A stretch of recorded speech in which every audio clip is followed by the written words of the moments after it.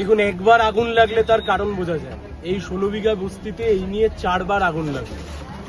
একবার নয়, প্রথমবার নয়, 4 বার আগুন লাগে। 4 বার একই বস্তিতে আগুন লাগে কি করে? কিভাবে সম্ভব? একই বস্তিতে 4 বার আগুন লেগে যায়। মানুষের জীবন কি এতই সস্তা? মানুষের বাড়ি কি এতই সস্তা যে একটা বস্তিতে 4 বার আগুন লেগে যাচ্ছে? আমি এখানে এলাম, আমি পুলিশের দেখা পাইনি। আমি পুলিশকেও বলবো যে একই বস্তিতে 4 বার আগুন লাগছে কি করে, তদন্ত করুক, দেখুক। 2 ঘন্টা পরে এখানে প্রায় 250 বাড়ি পুড়ে গেছে। 2 ঘন্টা পরে এখানে দমকল এসছেন। দমকলের আগে মিডিয়া এসছে।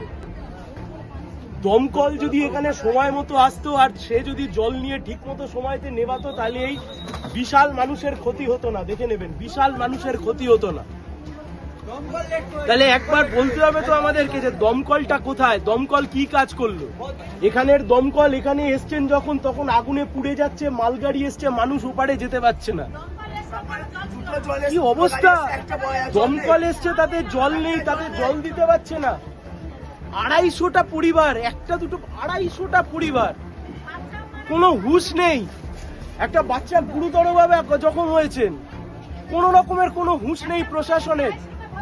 আমি এখানে এসে দেখলাম এখানে আরপিএফ দাঁড়িয়ে আছেন। আরপিএফরা এসে আমার বস্তির সাধারণ মানুষকে ঠেলাঠেলি করছেন এখানে মালগাড়ি যাবে বলে। মানুষের জীবনের থেকে মালগাড়ির দাম এত বেশি? আমি লোকাল আইসি কে এখানে এসে খুঁজছিলাম যে লোকাল আইসি কে জিজ্ঞাসা করবো যে একই বস্তিতে 4 বার আগুন লাগে কি করে। এই বস্তি নিয়ে হাইকোর্টে 2-3টে জনস্বার্থ মামলা হয়েছে।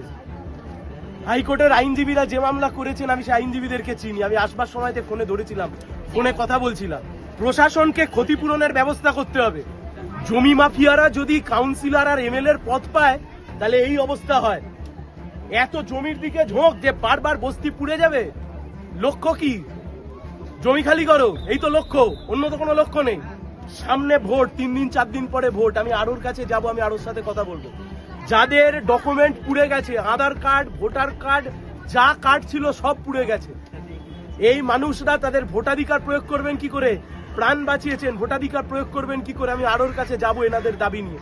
কিন্তু সবার আগে ক্ষতিপূরণের ব্যবস্থা, স্থানীয় প্রশাসন থেকে শুরু করে সরকার, ক্ষতিপূরণের ব্যবস্থা কোথায়? তিনি বিধায়ক কোথায়?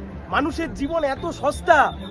পুলিশ দেখুক, তদন্ত করে, আর আমরা পাশে আছি। আর প্রশাসনকে বলবো, যদি নির্লজ্জতার এতটুকু সীমা অতিক্রম করবেন না, এসে পাশে দাঁড়ান, উপকার করুন, মানুষের পাশে দাঁড়ান।